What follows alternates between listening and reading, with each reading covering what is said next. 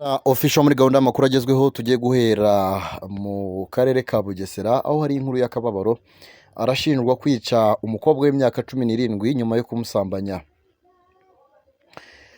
Ubushinjacyaha ku rwego rwisumbuye rwa Gasabo bwaregeye urukiko rwisumbuye rwa Gasabo dosiye y'umugabo w'imyaka 47 wishe umwana w'umukobwa w'imyaka 17 y'amavuko nyuma yo kumusambanya.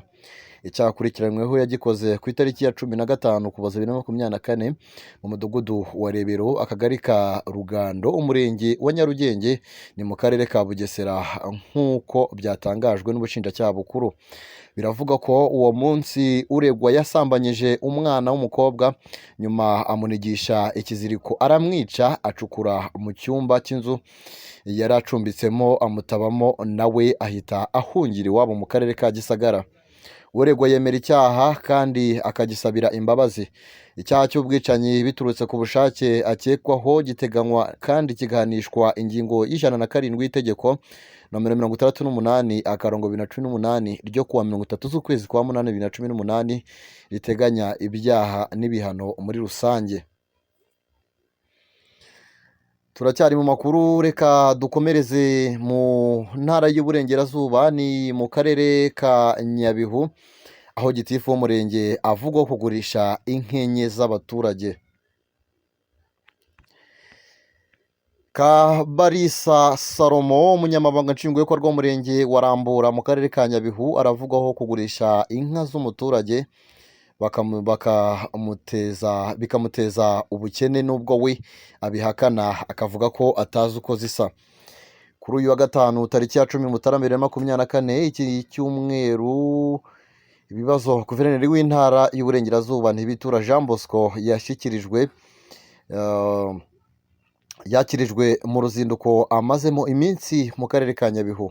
Mu kiganiro cyihariye Habiyaremye Thomas ushinja gitifu kumugurishiriza inka yahaye Bwiza yahamije ko gitifu Salomo yamuriganyije inkenye bikaba byaramuteye ubukene no guhora asiragira mu buyobozi.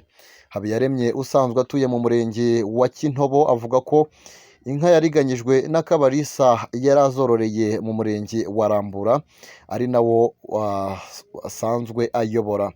Ati twagize ikibazo cy'ubwatsi muri Kintobo ariko muri Rambura hakaba gitifu w'akagari wari inshuti y'umuryango abwira ko buhari inka ndazimura n'umushumba waziragiraga ajyana nazo nkajya amugemurira ibyo guteka nkanazigurira ubwatsi, ariko naje gutungurwa ubwo gitifu w'umurenge yazimugurishaga mu maso y'abaturage ndetse nagerageza kwiyambaza inzego zitandukanye zikansiragiza ku buryo kuva muri Kanama 2024 n'ubu ntarabona undenganura. Akomeza avuga ko yashenguwe no kubona inka ze zarimo imwe yakamwaga litiro 10 indi igakamwa litiro 5 ku munsi n'inyana zazo zigurishwa 1,300,000 ntanamenye uwayatwaye, hagati ya gitifu Kabarisa n'umugore wa nyakwigendera we agahamya ko zitari kujya munsi ya 4,000,000. Agakomeza avuga ko kubera gitifu Kabarisa akingirwa ikibaba n'umuyobozi w'akarere byatumye ahageze hose amera nk'uwaguzwe ikibazo cye nticyumvikane.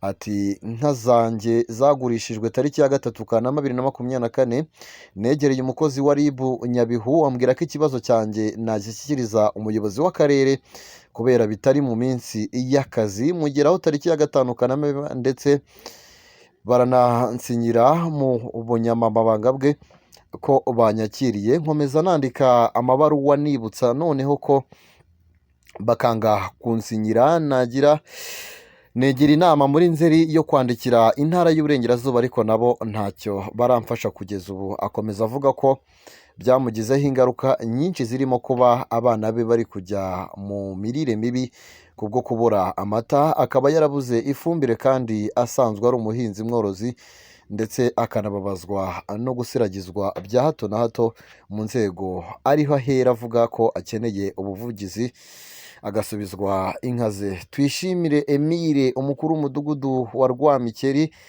ho ni mu kagari ka Ryinyo ni mu murenge wa Kintobo aho Habiyaremye yari yororeye ahamya ko inka arize ko yazimye yazimye agiye gushaka ubwatsi. Ati inka ni za Habiyaremye ariko akaba yarazimuriye muri Rambura mu kagari kayoborwa na gitifu uvuka hano iwacu muri Ryinyo ngo zibone ubwatsi, ariko twatunguwe n'uburyo ki zagurishijwe umuturage agasigarana ubukene kandi yarasanzwe yifashije. Kabalisa Salomo, umunyamabanga nshingwabikorwa w'umurenge wa Rambura, mu kiganiro yahaye Bwiza ahakana ibyo kugurisha inka z'umuturage. Ati nta nka z'umuturage nigeze ngurisha kuko ntazi nuko zasaga. Ibi umuturage avuga ni uguharabika umuntu akumva ko kubyomeka ku buyobozi biri bugire uburemere. Mukandayisenga Antoinette, umuyobozi w'akarere ka Nyabihu, mu kiganiro yahaye Bwiza avuga ko ikibazo cy'uyu muturage cyamugezeho inka zaramaze kugurishwa. Ati ikibazo umuturage yakingejejeho inka zaramaze kugurishwa na madamu wa nyakwigendera, dushyiraho itsinda ribikurikirana ntiryabona igisubizo nyacyo kuko buri muturage yavugaga ibye, none twashyizeho irindi rihuriweho ngo ricukumbure hamenyekane nyirazo aziheshwe.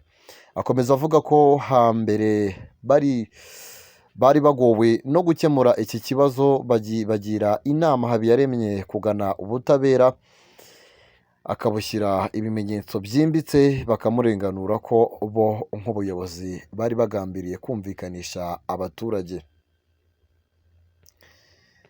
Turacyari makuru agezweho hano ku Mena Official. Reka dusoreze muri Repubulika ya Demokarasi ya Kongo, aho hari inkuru ifite umutwe ugira uti imirwano hagati ya M23 na FARDC yaramukiye mu bice bikikije Goma.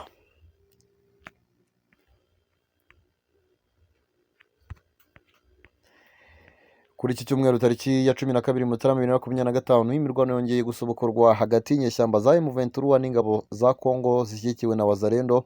Imirwano ikaze iravugwa ahantu habiri, harimo Kibaya, Kibumba muri teritwari ya Nyiragongo mu majyaruguru ya Goma no mu nkengero za Sake mu burengerazuba bwa Goma, nk'uko amakuru agera kuri Kivu Morning Post bivuga. Urusaku rw'intwaro ziremereye n'izoroheje ruri kumvikana muri ibyo bice hafi yaho. Sosiyete sivile ya Masisi iravuga ko M23 ishaka gutera umujyi wa Goma mu gihe imirwano ikomeje kuri iki cyumweru. Mu bice bikikije umujyi hagaragaye guhunga ku bwinshi kw'abasivile berekeza mu mujyi wa Goma. Ibi biragaragara ku ruhande rwa Sake. Turakangurira guverinoma ya Kongo, inzego zose z'umutekano ko zigomba gukomeza kuba maso. Inyeshyamba za M23 zafashe icyemezo cyo gutera umujyi wa Goma ku mpande nyinshi. Bateguye abantu babo baza kwigira impunzi, nibagera mu mujyi baratera bahereye imbere, hanyuma baze gufashwa n'abandi. Abavanwe mu byabo baturuka mu midugudu yigaruriwe na M23 bagomba kugenzurwa neza cyangwa bagashyirwa ahantu baza gukurikiranirwa hafi. Uyu ni Rushigi B, umunyamuryango wa sosiyete sivile muri Masisi, nk'uko bitangazwa n'umunyamakuru Micombero. Imidugudu myinshi yigaruriwe na M23 iratuwe cyane nubwo habaye imirwano inshuro nyinshi. Ibi niko bimeze Ibunagana, Rucuru, Kiwanja, Rumangabo, Karuba, Rubaya, Mushaki, Matanda, Karorerwe, Kicanga, Muheto ndetse n'ahandi. Komeze mugire ibihe byiza cyane. Rero nahangaha dusoreje amakuru twari twabateguriye, tubabwira ngo mukande subscribe utarakanda subscribe kugira ngo ibintu bijye bigenda neza cyane. Mukomeze mugubwe neza cyane, mukande subscribe abatarakanda subscribe kugira ngo ibintu bigende neza cyane. Turabakunda cyane, mukomeze mugire weekend nziza cyane. Bye bye.